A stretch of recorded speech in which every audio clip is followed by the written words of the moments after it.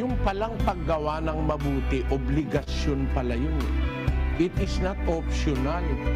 Ang naging ano ng tao ngayon, ang ating kalakalan, ang set of mind natin, para bang yung paggawa ng mabuti sa kapwa, it's optional upon your decision.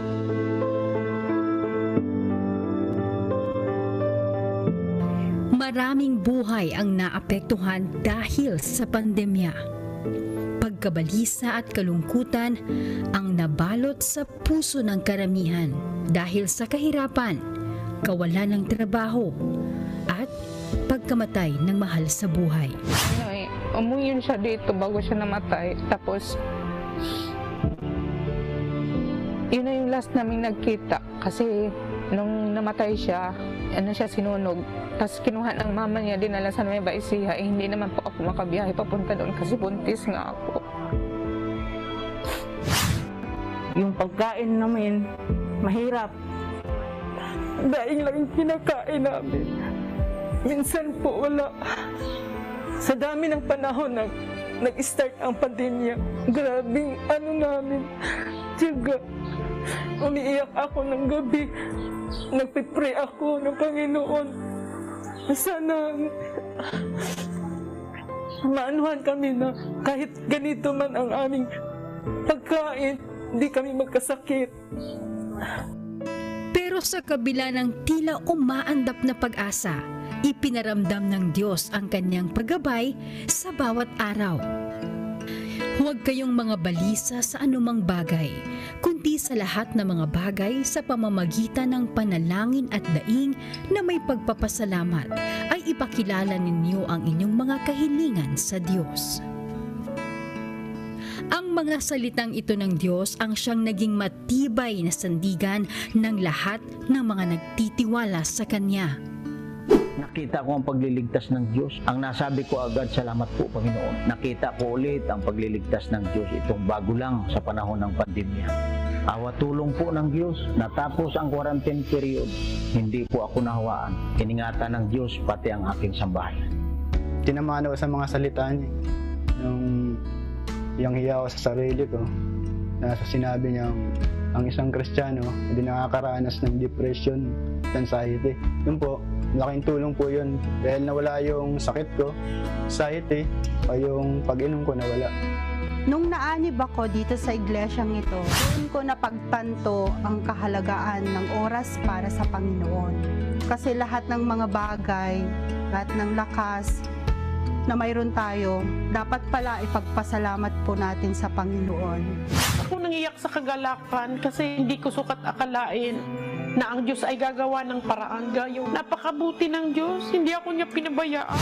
Sa kabila ng mga kahirapang nararanasan, mayroong kapanatagan ng kalooban sa puso ng bawat lingkod ng Diyos. Kaya ang Members Church of God International sa tulong at awa ng Diyos ay patuloy sa pagkakawang gawa. Ang paggawa ng mabuti, obligasyon pala yun. It is not optional. Ang naging ano ng tao ngayon, ang ating kalakalan, ang set of mind natin, para bang yung paggawa ng mabuti sa kapwa, it's optional upon your decision. Hindi po Sa diwa ng Biblia, it's obligatory. Kasi pag hindi ka gagawa ng mabuti, may kakalagyan ka. May wakas ka na pupuntahan. Kaya dapat nating tratuhin ito something which is obligatory. Yung paggawa ng mabuti sa lahat ng tao.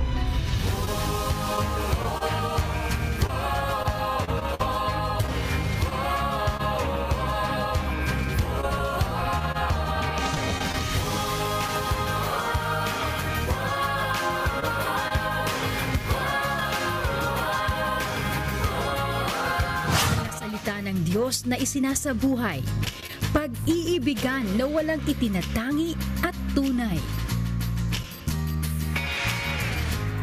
Isang kapatirang pagkaganda-ganda, pinagbuklod ng aral na pag-ibig na nasusulat sa Biblia.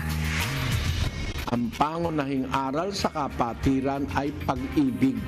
May pagkain na tayong dala, mayroon tayong grocery binibigay, bigas, lahat, etc. Talagang maraming bagay. Tulong sa akin yan. Naglulugaw ako dito. Wala akong ulam. Naglulugaw ako. Dapat lang sa Diyos. Salamat. Ang maraming walang katapusan na walang hanggan. Totoo yan. Salamat din kami sa inyo at nakarating kayo dito. At salamat sa Diyos at kayo ang ginawang gabay. Marami talaga pasasalamat. Lubos talaga nagpapasalamat kasi yung tipong last budget mo na may dumating pang blessing. May makakain na ng mga anak ko. Yung kailaw, sabi ng mga kapatid natin, salamat, may ilaw na tayo. Yung kako, dagdagan tayong panalangin sa Diyos. Hindi lang tayo pabayaan ng Diyos. Hindi darating yung ilaw tayo kung hindi Diyos. Kung palang na-experience to, tumulo ang lupa. Ang ibinigay sa akin ay higit pa sa inaasahan. Maraming salamat.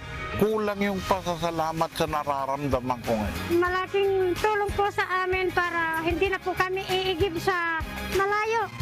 Kung paano po maipapaliwanag yung saya ko, hindi na rin po mahihirapan yung mga bata na magbuhat ng damit mula po sa ilog. Yung pasalamat namin sa Diyos din po na nag-akay na may tutulong sa amin na kapatiran.